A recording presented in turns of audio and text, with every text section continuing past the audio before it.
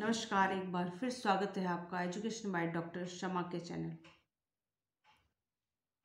ऐसा सुल्तान जिसने सर्वप्रथम राशन व्यवस्था को स्थापित किया। मध्यकाल का एक ऐसा शासक जिसने समुद्रगुप्त की नीति का अनुसरण करते हुए आसपास के राज्यों को अपनी ओर मिलाया, किंतु दूर के राज्यों से मात्र अपनी अधीनता स्वीकार करवाकर उसे कर लेने की नीति का अनुसरण किया। ऐसा शासक जो सिकंदर की तरह विश्व विजय की इच्छा रखता था एवं नवीन धर्म की स्थापना का स्वप्न रखता था, जिसने दिल्ली के कोतवाल अताउल मुल्क के समझाने पर इस योजना को त्याग दिया।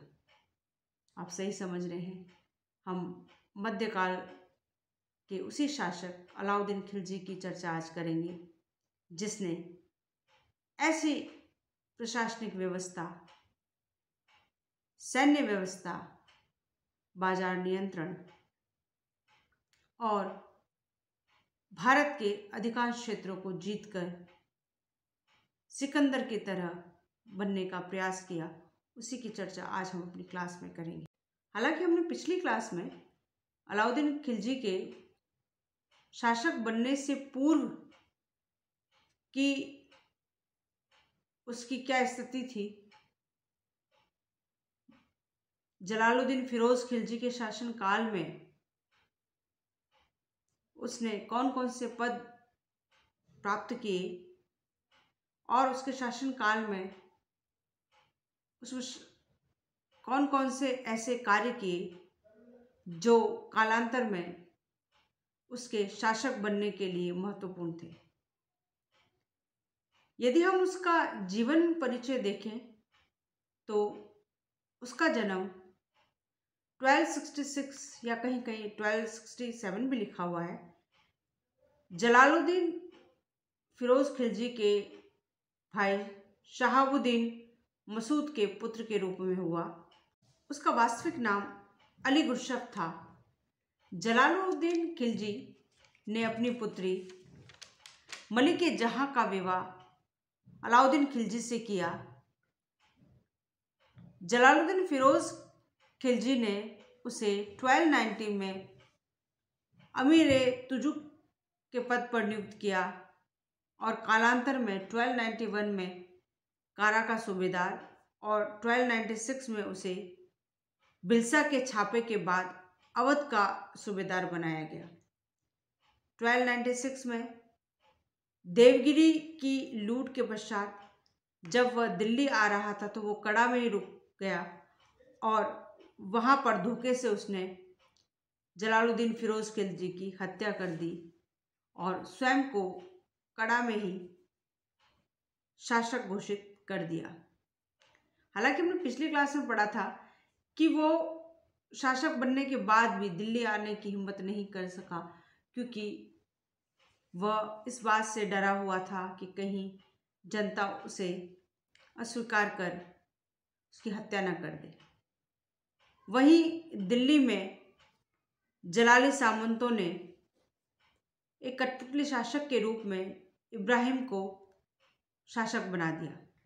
4 माह बाद अलाउद्दीन खिलजी दिल्ली आया और उसने इब्राहिम को पराजित कर दिया। 3 अक्टूबर 1296 में दिल्ली आकर उसने बलबन के लाल महल में अपना राज्याभिषेक करवाया।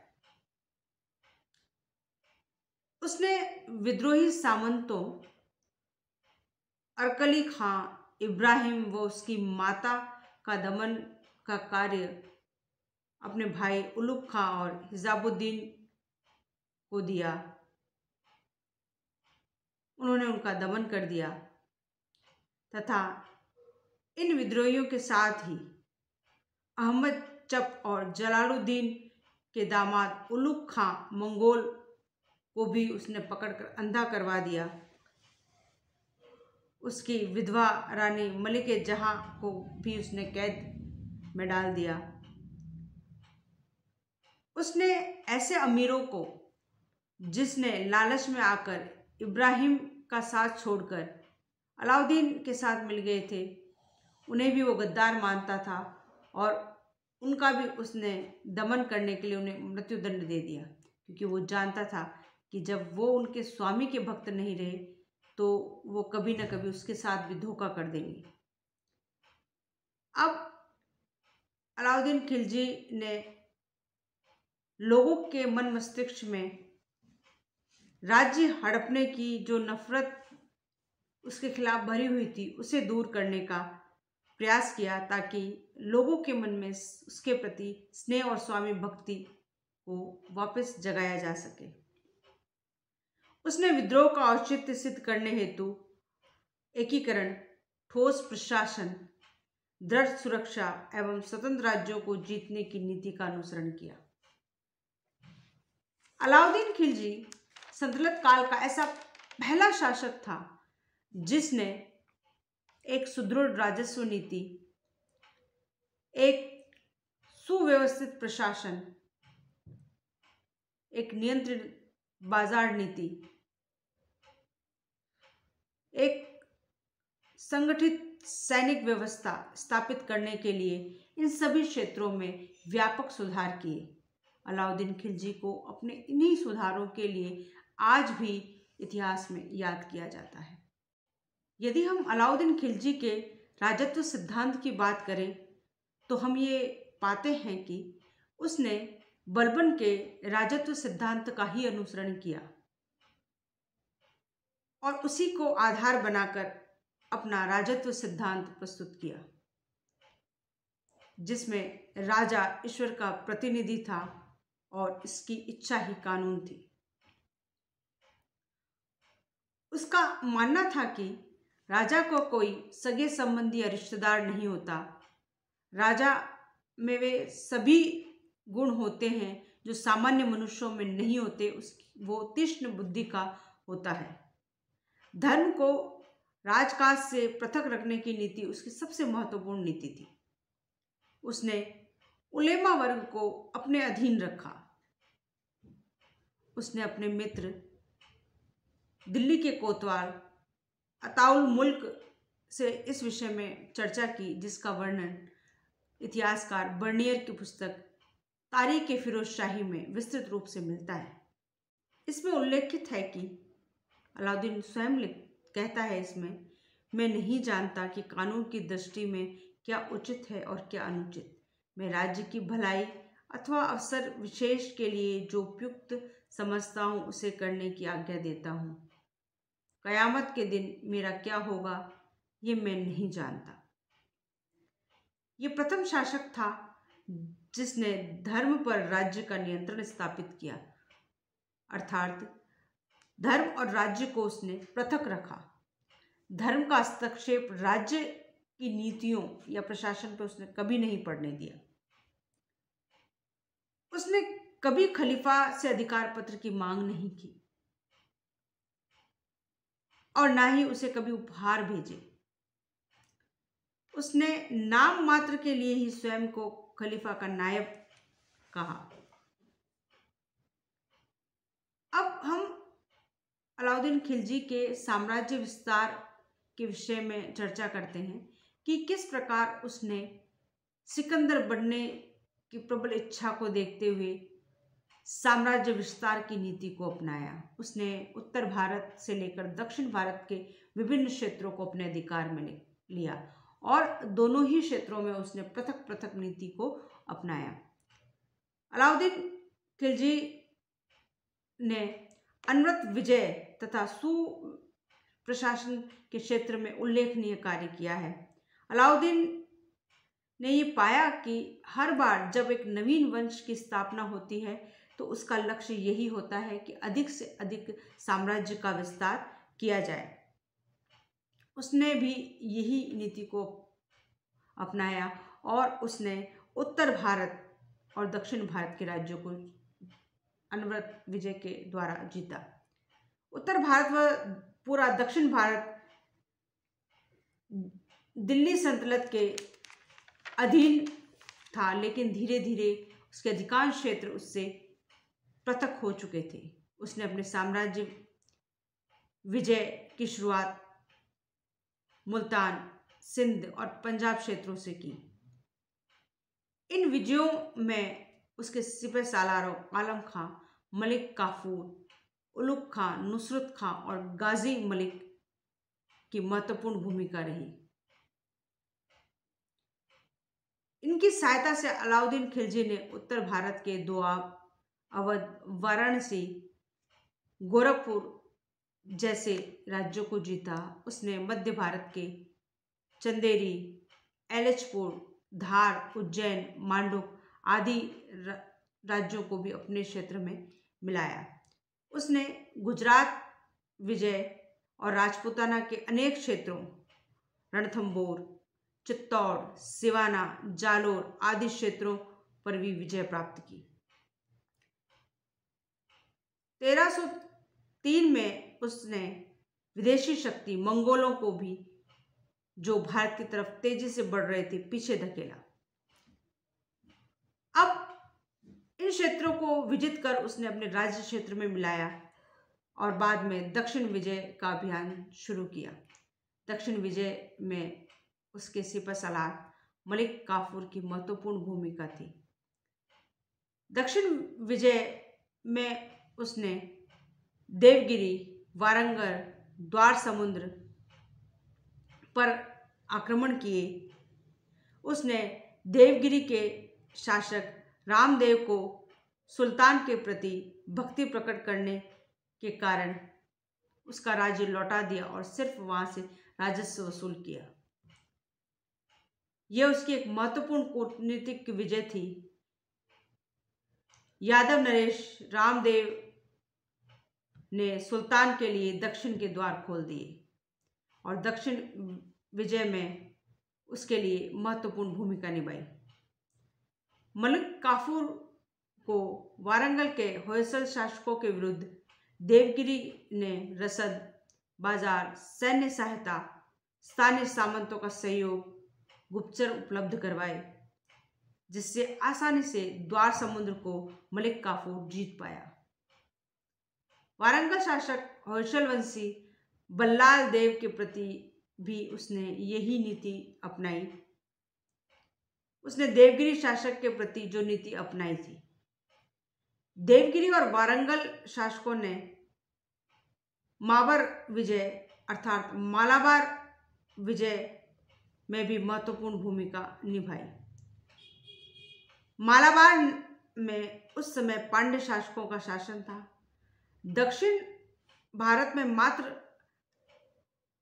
माबर के पांड्य राज्य ही ऐसे थे जिन्होंने अधीनता स्वीकार नहीं की। यही कारण था कि मलिक काफूर ने माबर को नष्ट कर दिया और उसे बुरी तरह से लूटा। दक्षिण के इस अभियान में दिल्ली को इतना धन और सोना प्राप्त हुआ कि आने वाले कई वर्षों तक दिल्ली को संतुलित चलाने के लिए धन का अभाव नहीं हुआ। इस प्रकार अलाउद्दीन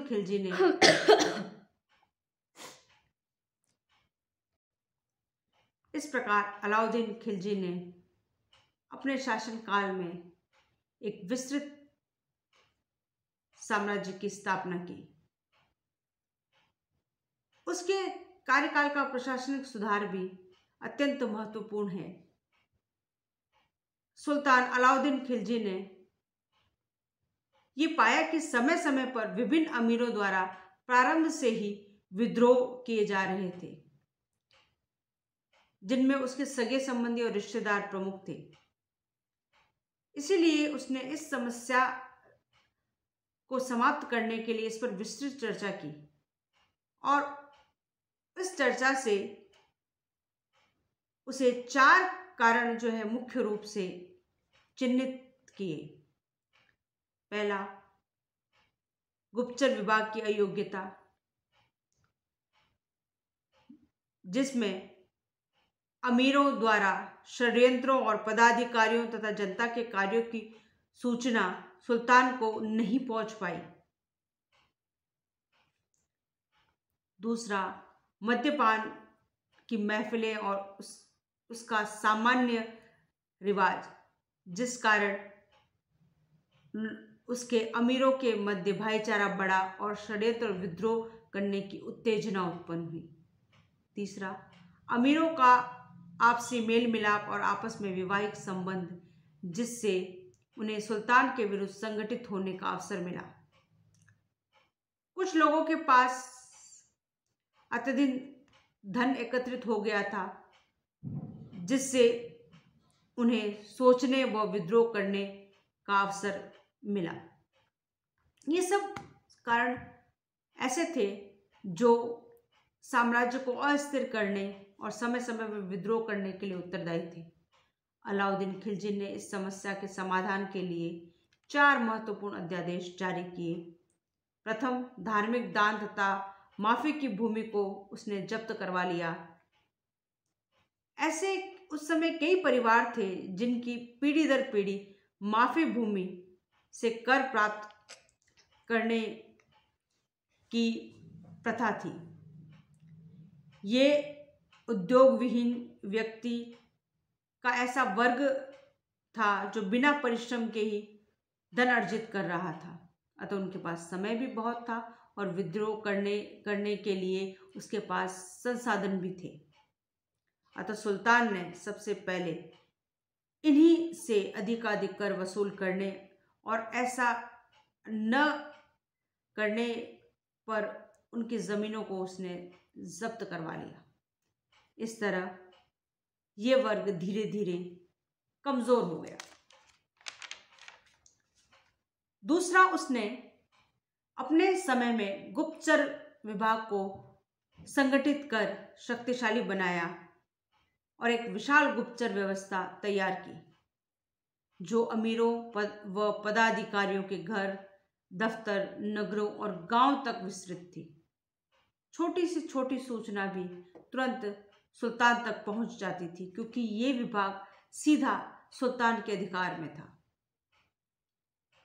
अतः विद्रोह की जो संभावनाएं थी वो कम से कम हो गई। तीसरा, मद्यपान व अन्य मादक पदार्थों के उपयोग को उसने बिल्कुल निषेध कर दिया। यहाँ तक कि स्वयं ने भी जो है ये शपथ ली कि वो मद्यपान नहीं करेगा। उसने जनता के सम्मुख ही मदिरा के पात्रों को तुड़वा दिया। हालांकि बाद में उसने घरों में निजी शराब बनाने व उसका सेवन करने की आज्ञा दे दी, लेकिन शराब की दावतों व बिक्री पर अभी भी रोक जारी थी। उसने चौथे अध्यादेश में अमीरों के सामाजिक सम्मेलनों और परस्पर विवाह संबंधों पर भी रोक लगा दी। इन चारों अध्यादेशों में प्रथम और द्वितीय और चौथे पर कठोरता से पालन करने का आदेश दिया गया। इस प्रकार उसने अपने प्रशासन में इस प्रकार के सुधार कर प्रशासन में जो लचीलापन, भ्रष्टाचार और विद्रोह जैसे तत्व आ गए थे उसे समाप्त करने का प्रयास किया। अलाउद्दीन खिलजी की राजस्व सुधार नीति भी बहुत महत्वपूर्ण है। उसने राजस्व नीति में भी आमूलचूल परिवर्तन कर अधिकाधिक राजस्व प्राप्त कर राजकोषीय खजाने को भरने का प्रयास किया। अलाउद्दीन खिलजी ने केंद्र की आय बढ़ाने एवं अपने अनवरत विजय के स्वप्न को साकार करने के लिए उसने एक नवीन राजस्व नीति का अनुसरण किया। इस राजस्व नीति का मुख्य उद्देश्य यही था कि ज़्यादा से ज़्यादा राजस्व को एकत्रित किया जाए। उसने मुसलमान माफीदारों, धार्मिक व्यक्तियों की संपत्ति, इनाम, पेंशन, वक्फ आदि के रूप में मिली भूमि को भी जब्त किया। उसने मुकदम, खुद, चौधरी आदि पदाधिकारियों के विशेषाधिकार को छीन लिया और उन्हें मिली भूमि पर मिली छूट को समाप्त कर दिया। अलाउद्दीन खिलजी ने राज्य करों में अत्यधिक वृद्धि की। उसने उपज कर 50% कर दिया और ये नकद और अनाज दोनों के रूप में लिया जाता था। उसने मकानों, चारागाहों, आयात निर्यात, घोड़ों, गुलामियों आदि पर भी कर वृद्धि कर दी। उसने भूमि की उपज निर्धारित करने के लिए भूमि का मापन करवाया। वो मापने के अनुसार ही उसने कर निर्धारित किया। प्रत्येक गांव वार कुल कृषि योग्य भूमि व लगान का विवरण तैयार करवाया और वहां पर योग्य ईमानदार राजस्व अधिकारियों को नियुक्त किया ताकि राज्य की आय में वृद्धि की जा सके। अलाउद्दीन खिलजी ने विश्व भूमि मापन की इकाई को मानक इकाई माना। 1 बीघा का 20वां भाग हुआ करता था। अलाउद्दीन खिलजी ने उपज का आधा हिस्सा खराज के रूप में लेने की नीति का अनुसरण किया। अलाउद्दीन खिलजी ने शासन का केंद्रीकरण किया। उसने मंत्री मात्र एक सचिव या क्लर्क के रूप में ही हुआ करते थे। उसके काल में 4 महत्वपूर्ण मंत्री थे, जिनमें दीवाने विजारत, दीवाने आरिज, दीवाने इंसा और दीवाने रसाला प्रमुख थे। दीवाने विजारत एक मुख्यमंत्री के रूप में हुआ करता था, जो सुल्तान का प्रमुख सलाहकार था। दीवाने आरिज सैन्य मंत्री हुआ करता था, जो सेना संबंधी सारे कार्यों को देखा करता था। दीवाने इंसा शाही आदेशों को लिखने वाला और शाही पत्रों का प्रारूप तैयार करने वाला, सूबेदारों स्थानीय अधिकारियों से पत्र व्यवहार करने, सरकारी बातों का लेखा जोखा रखने वाला अधिकारी था। दीवाने रसालत एक विदेश मंत्री की तरह था, जो आस पास के राज्यों से पत्र व्यवहार, उनका प्रारूप आदि, राजदूतों से संपर्क आदि कार्य किया करता था। एक अन्य पदाधिकारी भी था, जो दिल्ली के भीतर आर्थिक मामलों की देखरेख करता था, जिसे दीवाने रियासत के नाम से जाना जाता था। गुप्तचर विभाग के लिए दीवाने बरीद नाम का विभाग था। इस प्रकार ये महत्वपूर्ण विभाग और पदाधिकारी थे, जो शासन के विभिन्न कार्यों को अपनी बड़ी कुशलता से किया करते थे। अलाउद्दीन खिलजी ने सैन्य क्षेत्र में भी महत्वपूर्ण सुधार किए, जिसके लिए वह आज भी इतिहास में जाना जाता है। अलाउद्दीन खिलजी ने सैन्य सुधार पर विशेष ध्यान दिया। इनमें से कुछ विद्वान ऐसा मानते हैं कि इसका मुख्य कारण उसकी बाजार नियंत्रण की नीति थी, क्योंकि वह कम वेतन पाने वाले सैनिकों को कम कीमत पे अपना जीवन यापन कर सकने की सोच रखता था। उसने प्रथम बार स्थायी सेना का गठन किया, जिसे सीधे सैन्य मंत्री द्वारा भर्ती किया जाता था। भर्ती के समय सैनिकों का हुलिया और घोड़ों को दागने की प्रथा प्रारंभ की। उसने राजकोष से सैनिकों को नकद वेतन दिए जाने की प्रथा को शुरू किया। साथ ही उसने खम्स कर, जो लूट का जो सामान होता था, उसके हिस्से किए जाने को खम्स कहा जाता था, उसमें 5वां हिस्सा सैनिकों को और शेष बचा हिस्सा जो है राजकोष में जमा करवाने की नीति को अपनाया। उसने कई नए दुर्गों का निर्माण करवाया और पूर्व में निर्मित खंडित हो चुके दुर्गों की मरम्मत करवाई। समय समय पर सेना का निरीक्षण करना, सैनिकों को शिकार आदि पर ले जाना ताकि उन्हें सक्रिय रखा जा सके, संचार के लिए डाक चौकियां बनवाना व उस पर घुड़सवार व लिपिक नियुक्त करना, ये महत्वपूर्ण सैन्य सुधार थे जो उसने अपने कार्यकाल में किए। हालांकि उसकी बाजार नीति भी बहुत महत्वपूर्ण है। उसने अलग अलग वस्तुओं के लिए अलग अलग बाजारों को स्थापित करवाया और वहाँ पर बिकने वाले सामानों की जो है वो राशि निर्धारित कर दी। इस प्रकार अलाउद्दीन खिलजी ने अपने विजय, प्रशासनिक सुधारों, राजस्व सुधारों, राजत्व सिद्धांत आदि के माध्यम से एक सुव्यवस्थित और सुदृढ़ शासन व्यवस्था स्थापित की। आने वाली क्लास में हम अलाउद्दीन खिलजी की बाजार नियंत्रण की नीति, उसके स्थापत्य के क्षेत्र में योगदान के विषय में चर्चा करेंगे। आज की क्लास आपको कैसी लगी ये अवश्य बताइएगा। अगर क्लास अच्छी लगी हो तो आप इसे लाइक कीजिएगा, आगे अपने मित्रों के साथ शेयर कीजिएगा और चैनल को अगर आपने सब्सक्राइब नहीं किया है तो सब्सक्राइब कीजिएगा। शुक्रिया।